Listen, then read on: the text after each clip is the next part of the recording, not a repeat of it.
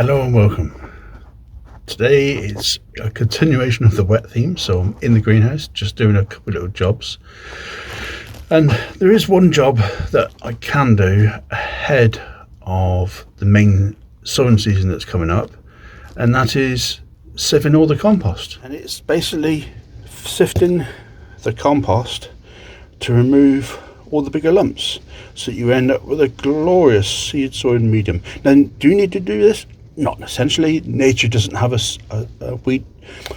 Nature doesn't have a lump-free medium to grow into. But let's face it, we mollycoddle our seeds, and when we're paying £3 for 10 tomato seeds, F1 tomato seeds, I think it's worth it. The lumps, and it really is as simple as just putting into one of these sieves, giving it a good old shake around, getting all the lumps out, so that the lump bits, that's not quite done enough, but you'll get the idea.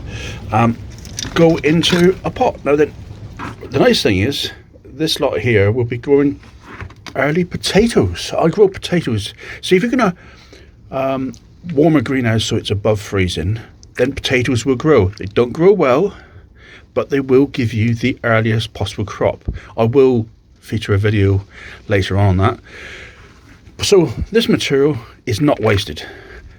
This material, super fine, will help you transplant your seedlings far easier. What happens is the roots go down to this, and then get away nice and easy to go down to, just like the normal medium. But when it comes to transplanting time, this stuff falls apart dead easy, so that you can get your seedlings out really easy. Saves a lot of work. I have been asked about these sieves. You can buy them sadly on Amazon. They come on, not sadly, just that, you know, everything's dominated by Amazon. They come with 4 different sizes. I find the second smallest to be really useful in this particular event. I've never used the finest one yet, and the others are very good for finding out bigger lumps. That's the biggest size, and that is perfect for filtering out wood chips when they've been rotted down, so they get well used. There is one thing I should mention as well. Now, I've got no financial interests in this company, but this particular peat-free compost did okay last year. It didn't do fantastic. It's still not as good as peat. I've got to say that out there.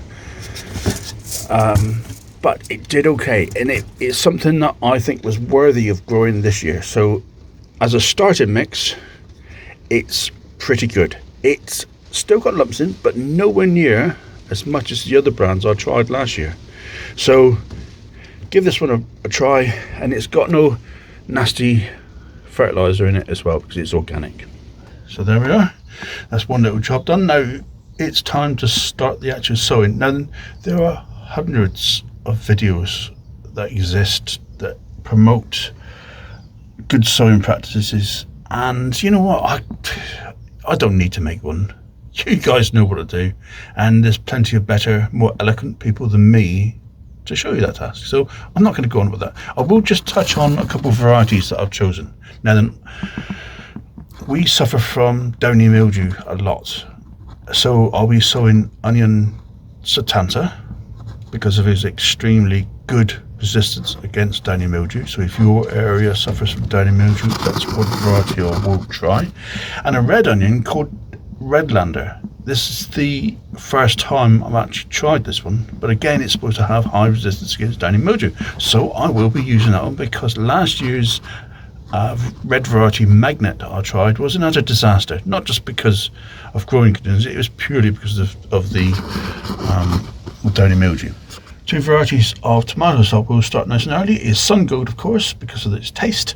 And another good one that is supposed to be worth trying is a variety called Heinz, a non-F1 variety, but Digwell Green Fingers has given it a big thumbs up on the taste test last year, so I'm going to copy him and sow that one this year. There is one thing I will show you today, and that is the very first planting of potatoes. Let me show you. Now then, this is just the second week of January. It's miles too early, you say. It's miles too early, but is it? No, it's not. I've got away with 3 and 4 week sowings in January, and the way I do it is I start them off in a little pot like this. This is my own compost and the compost that was the rough stuff from the recent sieving, and it's just mixed together, nothing technical. And then just grab a handful, put the potato in. Now these aren't chitted, you don't need to chit potatoes. It's nice to chit potatoes because it's something to do at this time of year, and it helps keep the chits or the sprouts, or whatever you want to call them, very robust. So it is worth doing whilst you're waiting, but it's not an essential job to done. So just cover that one over, and it goes on the bench like that. And then once the foliage gets up to, you know, about this high, it then gets planted out in one of these flower buckets, which is filled with compost. And this one lives under the bench in the greenhouse, the frost-free greenhouse. Now then, why I do that is because I want to maximise stuff growing in the greenhouse, and if I'm going to heat it above 4 degrees, it's an energy loss. It's a partial waste of energy. So I'm going to try and grow some early. I will be able to grow them anyway. Some early potatoes to get the yield nice and early. Now these potatoes will look awful. The foliage will be lanky. It'll fall over. But at the end of the day, it will sit to the bench in a space that will be unoccupied by anything else. It will use the heat that it's generated by the heaters for the tomatoes and the onions and that sort of thing. And it'll grow away, produce an ugly looking foliage, and then it'll have the earliest crop. I'm hoping for crop in April this year, miles earlier than the rest of it.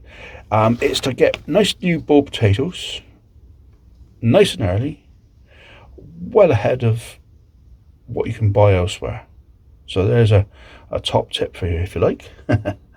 And all that's needed is a bit of your homemade compost to provide the fertility, and these findings that we've sieved out of the compost, and that'll just work away until they're ready for cropping.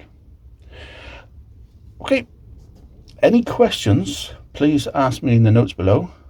I have got a video coming up next week on potatoes and the plan ahead for potatoes. I'm hoping that'll be of great interest to people, because it's something I do every year, and I'll get crops much earlier than most people, and I'll tell you why I'm doing it and how. So potatoes will be much more covered off on that video, but this is just a little foretaste of the very first sowings of the year. Thank you very much. See you next week. Bye bye.